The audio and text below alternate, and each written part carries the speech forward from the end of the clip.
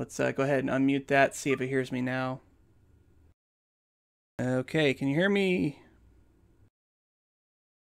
I'll edit the stream afterwards. Cut out the bullshit. Okay, yep. There we go. We're good. We are good, people. I am not seeing the chat. Purposely not going to be doing any viewer interaction. I'm just going to give you my side of the story. So, for anybody that knows, me and Silent Rob go way back. I was a fan of his since probably 2008 or so. I mean, it's been almost 10 years. And, I mean, it hasn't always been rosy and peachy, although I do dispute his fact that he unfriended me from Facebook a while back. I don't remember anything of the nature. I think I unfriended him, actually, if I remember right. But anyways, that's not important. I'm here to defend my side of the story because he made a claim on his video that I backstabbed him, that I sold him out to Review Tech USA, and that's why he blocked me on Facebook. And that exactly is not true. As a matter of fact, let's go ahead and pull up some information here. This is what he posted on Facebook right here. And as you can see, this is a tweet that set him off. Now, lo and behold, I know it may be hard to believe, but this tweet was sent more than an hour after he blocked me. So he already blocked me and had already done so for about 2 hours. And we'll get to a point to where we'll prove that. But anyways, the conversation originally started by the fact that he posted something on Facebook claiming that certain people were ripping him off and not giving him credit. Namely RGT85, aka Sean Long, as well as Richard Masucci or whatever it is, of Review Tech USA. He said that they ripped him off and didn't give him credit, that they just gave Sean Long the credit, and Sean Long apparently blamed it on a Facebook post. Well, that is actually true. I can actually give you guys some concrete evidence of that. As a matter of fact, this is a Facebook post that started it all right here from a Facebook user page called Mr. Wizard Reproductions, which produces reproduction game cartridges, as the name would imply, of various styles and whatnot. And anyways, he expressed some frustrations about YouTube, and he blamed it for the increase in retro game prices, and there were some arguments on there. As a matter of fact, I have a screen capture here of Sean Long kind of debating him a little bit on that here. I mean, you guys can pause it if you want and watch and read it and just take it at your own pace. You know, there's no rush here. I'm just giving the evidence. I'm giving the truth here. So that is what it is. So anyways, it got really heated. There were some people that really got mad at him, and he got banned. Or not, he didn't get banned. He banned a couple people from his page, rather. And so he ended up deleting that post, and he made this post, which he also deleted. Those posts are no longer available on Facebook, but I happened to get screen captures of all this stuff. So this is where Sean Long's video actually originated from, is from these series of Facebook posts that happened. And, I mean, lo and behold, people can come up with ideas from things other than other YouTubers, right? I mean, even if Rob may have talked about the subject prior to Sean Long talking about it, well, Sean Long didn't get any inspiration from Rob. As a matter of fact, there's no evidence to suggest that he's ever watched Silent Rob's channel. I couldn't find any comments from him on Silent Rob's channel, or anything. You know, he didn't even know who this guy was when I talked to Sean myself. So let's go ahead and move on to another thing here. This is the original Facebook post that Rob had made calling out Review Tech USA as well as RGT85. This is the post that he claimed that they called him out on. And then, of course, he goes into other things that he came up with, such as Action 52 and GameStop Rat, cover video art, and cover art video. Can't talk today.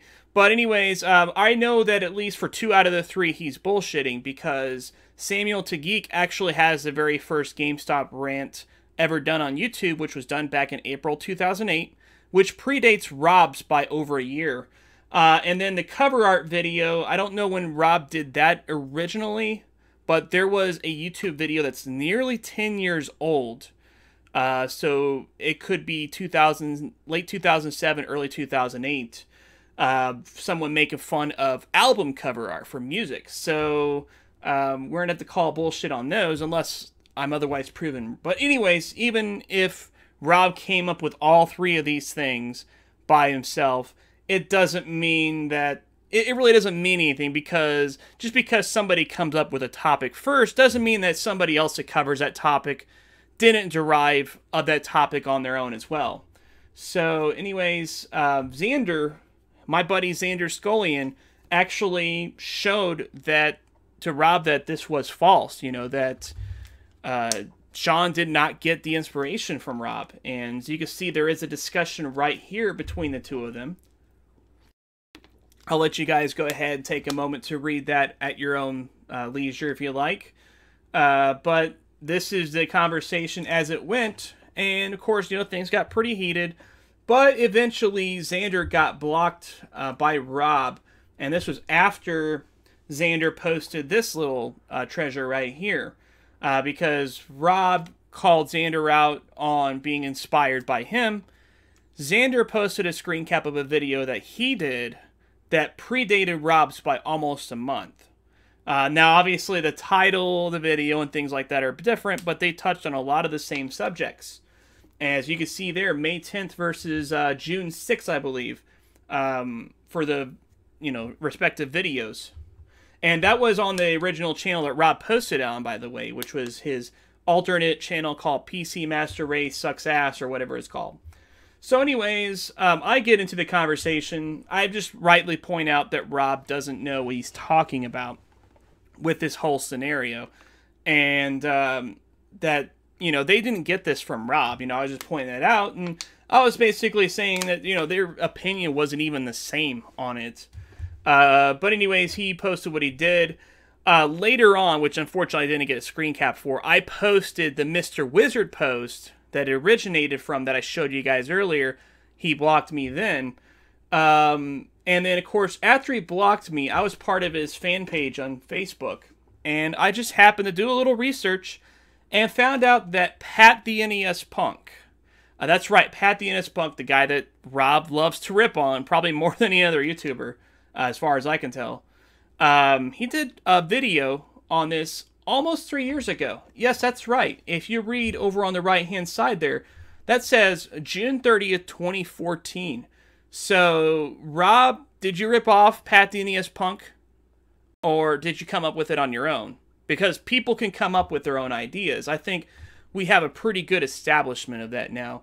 That people can be inspired by various sources, and that oftentimes doesn't mean other people. But let's go ahead and move on here. So, this is the time frame that Rob actually blocked me. So, as you see on the very left, this is a conversation that I had with Xander and another friend. And as you can see, I have this conversation here with Xander. And then I confirm, July 8th at 11:51 p.m., he blocked me.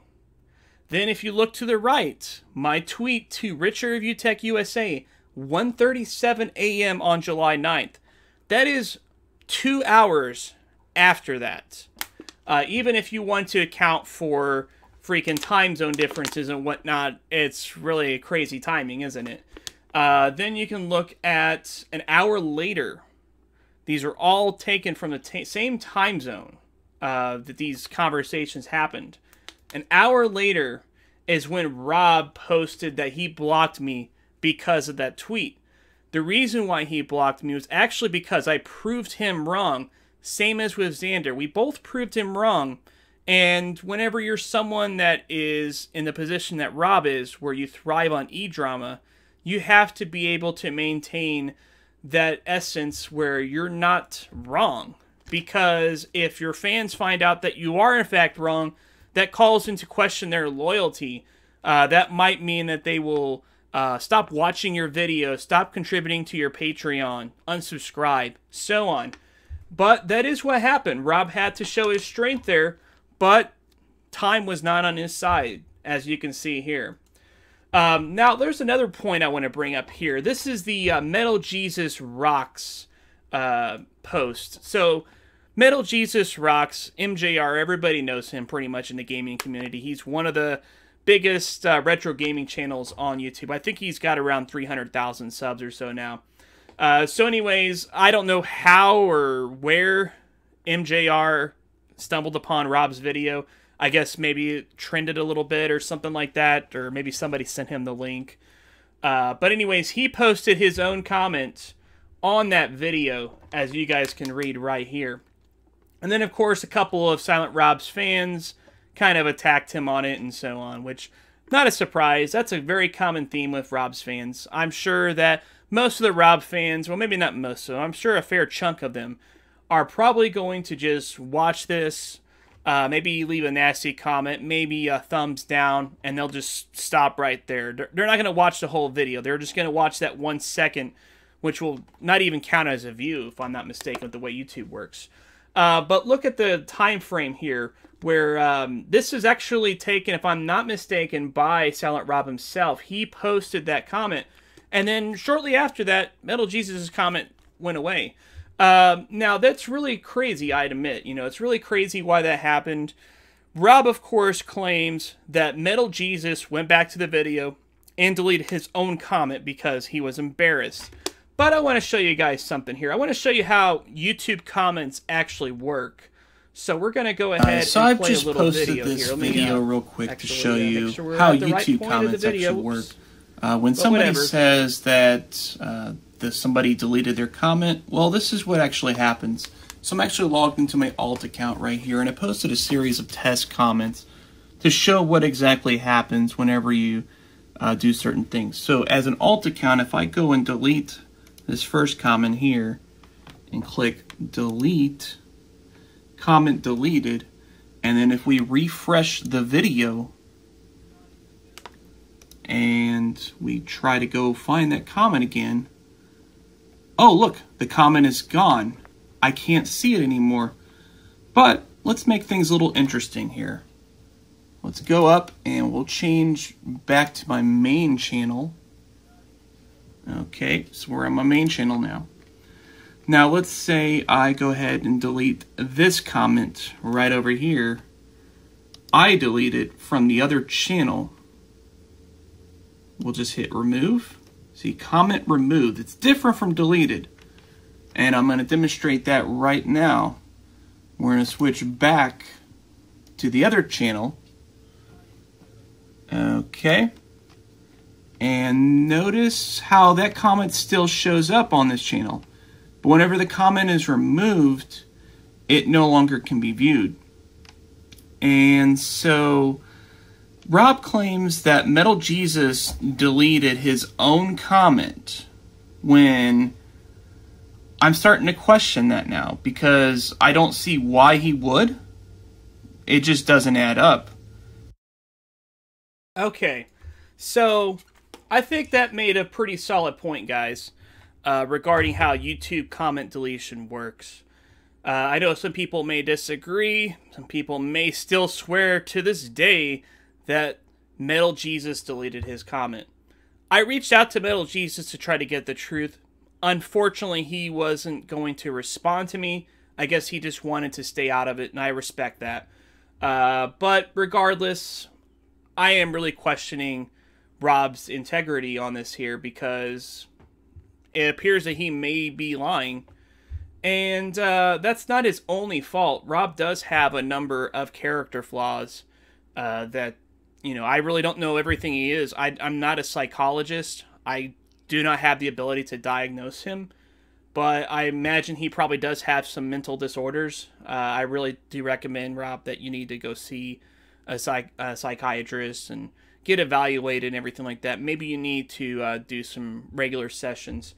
But let's go ahead and touch on some of those character flaws here. So, Silent Rob, as you guys may know, he has a reputation to bash YouTubers that use services like Patreon. But as you can see here, Rob has a Patreon. Funny enough, Rob actually started this Patreon as a joke, and he said he was never going to use this money for YouTube and all this other stuff, and it was just a joke, and, you know, a few of us contribute. As a matter of fact, I was one of the original people that donated to Rob's Patreon. If you're on Rob's Patreon, you can go on there and check in and see. Look at the comments. Way back in the day. I don't know how much I donated, I have no idea, but I actually contributed, because you can't comment unless you contribute to it.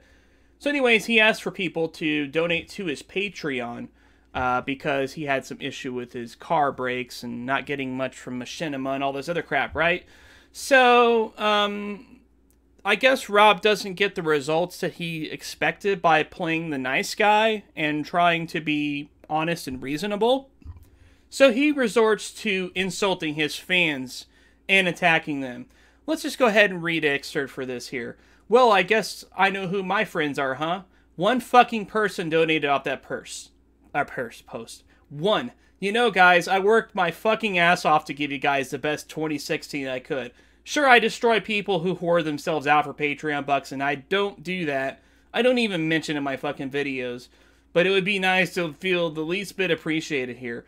Well, being people like and watch your videos, that should be appreciation enough.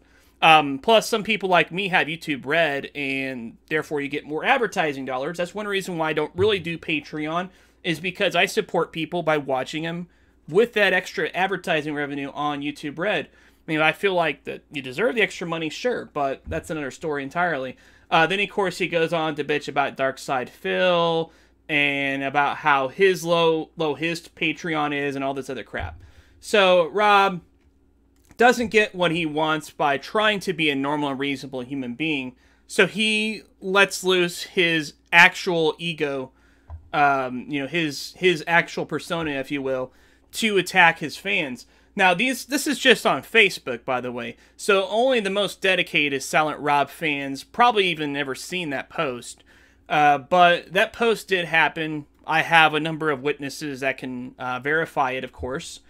And, of course, there's another post right here. That wasn't even the first time that Rob talked about the Patreon. I mean, we all have our off days. But here he is very recently, just a couple of weeks ago, again bitching about people with their Patreon, lowering their amounts from $2 to $1 a month. It's just great, isn't it, Rob, that happened, unfortunately.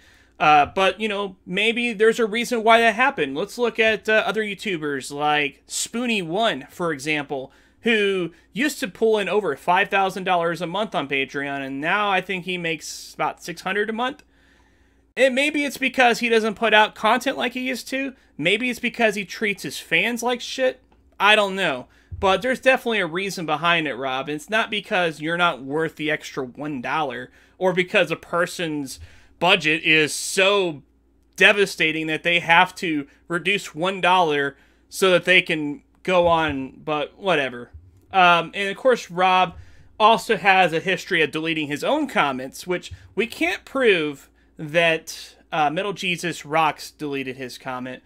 But this video right here, this was a guy, I guess he posted a little YouTube war thing between Rob and rmake21. And he demonstrated that, in fact, Rob deleted this comment that he posted. So he basically shit-talked rmake after rmake made a little bit of a jab on him on his Action 52 video that was done a long-ass time ago. And, you know, speaking of Action 52, Rob really talks up this Action 52 video that he's done like it was the greatest thing ever.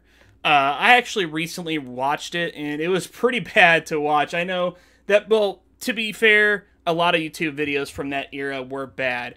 Like, even some of the top YouTubers, like ABGN and Irate Gamer, had frequent issues with production and things like that. But even still, their production values were still a fair bit higher than everybody else at that time.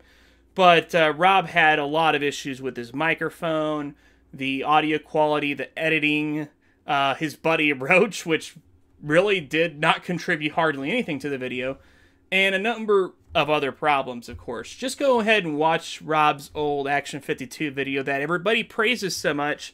Just give it a little watch, guys, and you'll see what I mean. So, Hold on one second. I gotta mute the mic. I gotta take a phone call.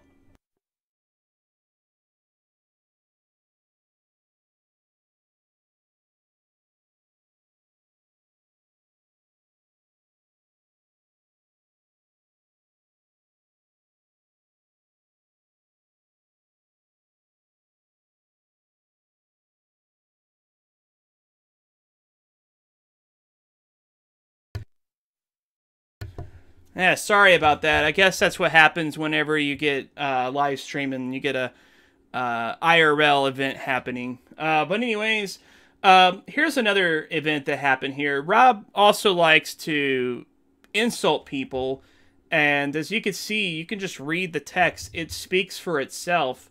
And I really don't appreciate the way that Rob treated this guy, who I consider a good friend.